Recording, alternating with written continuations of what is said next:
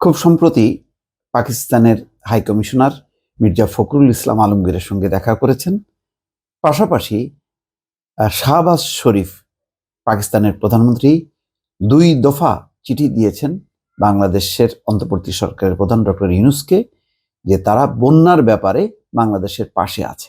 আজও তিনি চিঠি দিয়েছেন এবং বলেছেন যে তারা এই ব্যাপারে তাদের কার্যক্রম শুরু করতে চায়। পরিষ্কার, এই বন্যা ইস্যুতে পাকিস্তান সহায়তার হাত বাড়াতে চায়, সহযোগিতা করতে চায়, কিন্তু অবশ্যই এর পেছনে আঞ্চলিক রাজনীতি, কূটনীতি আছে।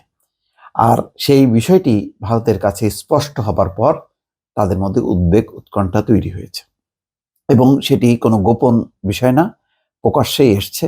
ভারতের বিভিন্ন গণমাধ্যমেও সেটি লেখালেখি হচ্ছে যে রাজনৈতিক পট পরিবর্তনের সাথে সাথে পাকিস্তান কেন সক্রিয় হলো। আজকে একটা রিপোর্ট ভারতীয় একটি গণমাধ্যম প্রতিদিন, সেখানে লেখা আছে যে হাসিনা সরতেই পাকিস্তানের দূতের সঙ্গে আলোচনা বাড়াচ্ছে বিএনপি। কি মতলব ইসলামাবাদের? সেই খবরে বলা হচ্ছে শেখ হাসিনা সরতেই পাকিস্তানের সঙ্গে সম্পর্ক আরো মজবুত করছে বিএনপি। ঘন ঘন ইসলামাবাদের প্রতিনিধির সঙ্গে দেখা করছেন খালেদা জিয়ার দলের নেতা কর্মীরা। হাসিনার সরকারের পতনের নেপথ্যে পাকিস্তানের অঙ্গুলি লেহন ছিল বলেও মনে করেন কূটনীতিক বিশ্লেষকরা। দর্শক, বুঝতেই পারছেন যে তার মানে যে হাসিনার পতনের পেছনে পাকিস্তান কলকাঠি নেড়েছে, সেটাও কিন্তু ইঙ্গিত করছে।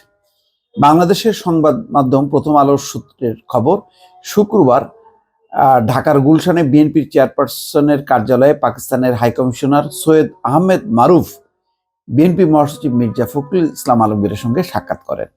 বৈঠকে উপস্থিত ছিলেন দলের অন্যান্য নেতারাও। কি কি বিষয় নিয়ে আলোচনা হয় ওই বৈঠকে? সাংবাদিকদের প্রশ্নের উত্তরে বিএনপি নেতা আমির খসরু বলেন, দুদেশের স্বাধীনতা, সার্বভৌমত্ব অক্ষুণ্ণ রেখে পারস্পরিক সম্পর্ক শ্রদ্ধা বজায় রেখে একে অপরের সম্পর্ককে কিভাবে এগিয়ে নিয়ে যায় সেই বিষয় নিয়ে আমরা আলোচনা করেছি। বিএনপির এই নেতা আরও বলেন, বাংলাদেশে এতদিন পৃষ্ঠপোষকতার ব্যবসা বাণিজ্য ছিল, এতে কিছু মানুষ লাভবান হয়েছে। সবার জন্য সমান সুযোগ ছিল না, কিন্তু এখন সেই পরিস্থিতির অবসান ঘটেছে। এতে 2 দেশ একে অপরকে সহযোগিতা করবে। তার মানে বোঝা যাচ্ছে যে ইঙ্গিত পরিষ্কার মির্জা ফখরুলের পক্ষ থেকে, যেখানে ব্যবসা বাণিজ্যে শুধুমাত্র ভারতের অংশগ্রহণ ছিল বা অনুপ্রবেশ ছিল, সেখানে অন্য দেশের ছিল না, তার মানে পাকিস্তানের ছিল না। এখন সেটি উন্মুক্ত হবে, কারোর সাথে ভেদাভেদ রাখা হবে না। এটি হলো প্রকাশ্য বক্তব্য, কিন্তু এটি পরিষ্কার যে রাজনৈতিক পট পরিবর্তনের সাথে সাথে ভারত শুধু শেখ হাসিনাকে হারায়নি, একই সঙ্গে তারা নিজেরাও হেরে গেছে। এটা সবার কাছেই পরিষ্কার এবং তারা বোঝার চেষ্টা করছে যে এই পট পরিবর্তনের পর পাকিস্তান এবং চীন, তার 2 আজন্ম শত্রু, তারা কিন্তু ঢুকে গেছে।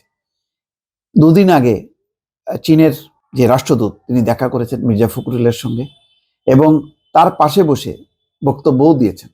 সেখানে বলেছেন যে তারা শুধু সরকারের সঙ্গে না, রাজনৈতিক পর্যায়েও যোগাযোগ বাড়াবে, যে যোগাযোগটা এতদিন আওয়ামী লীগের সঙ্গে বাড়িয়েছে।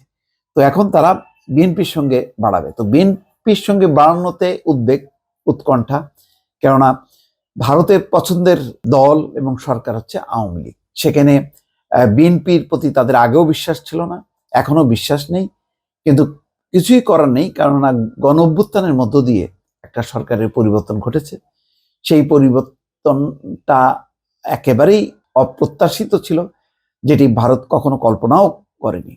আবার এখন এই আলোচনাও হচ্ছে যে ভারত কেন এইভাবে পরাস্ত হলো, কেন এইভাবে তাদের চোখের সামনে ভারত অন্য বলয়ে ঢুকলো। সে কারণেই কিন্তু ভারতের মোদী সরকারের পররাষ্ট্রনীতির সমালোচনা হচ্ছে। বলা হচ্ছে ভারত বাংলাদেশের জনগণের সাথে সম্পর্ক না রেখে তারা দল এবং ব্যক্তির সঙ্গে সম্পর্ক রেখেছে এবং তারই খেসারত দিতে হচ্ছে।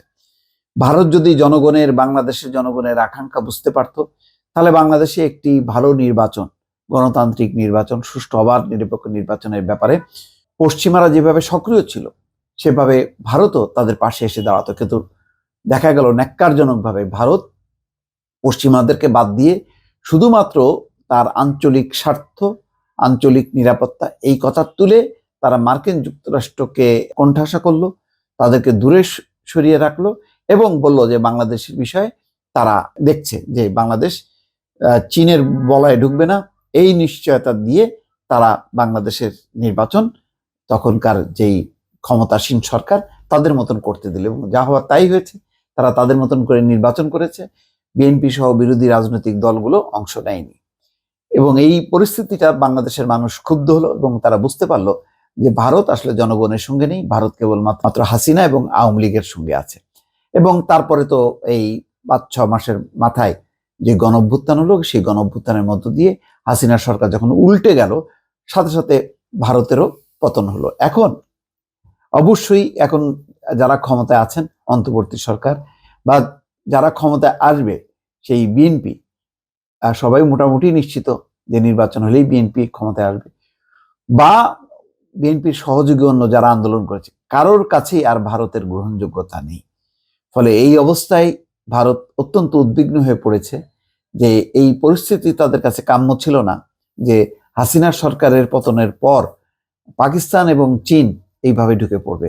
ফলে এখন তাদের কপাল চাপড়ানো ছাড়া আর কোনো উপায় নেই এবং সেই সুযোগের অপেক্ষায় যদি বাংলাদেশ কখনো বেকায়দায় পড়ে, মানুষ যদি বীতশ্রদ্ধ হয়, মানুষ যদি ঘুরে যায়, তাহলে হয়তো ভারত একটা চেষ্টা করবে তার মতন করে আবার সেই তাদের পুরনো অবস্থানে ফিরে যেতে। আপাতত যে ভারত ছিটকে পড়লো এটা মোটামুটি নিশ্চিত। দর্শক ভালো থাকবেন, আল্লাহ হাফেজ।